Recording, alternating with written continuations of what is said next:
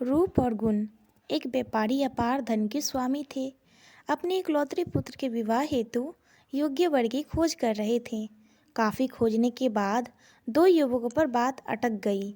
एक युवक अत्यंत रूपवान था, जिससे हर लड़की विवाह कर चाहती थी। व्यापारी की बेटी को भी वही सही लग रहा था।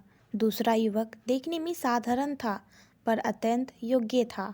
यह युवक व्यापारी को बहुत पसंद आ गया। इसी मुद्दे पर पिता और बेटी में असहमति हो गई थी। व्यापारी परेशान थे कि बेटी को किस तरह बात समझाया जाए।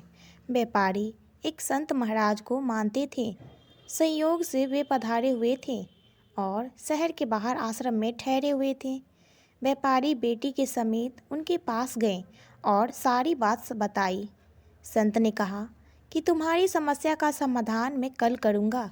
कल दोपहर में कन्या समेत मेरे पास आना।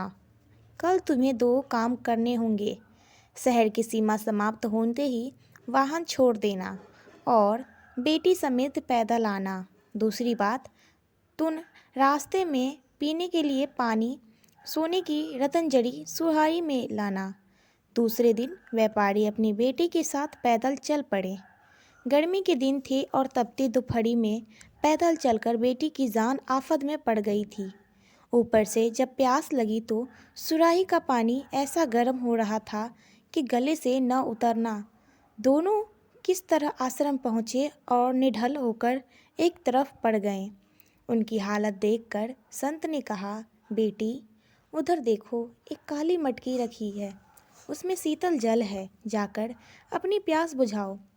सेठ और उनकी बेटी लपक कर मटकी तक पहुँचे और जी भरकर पानी पिया। मुंह धोए।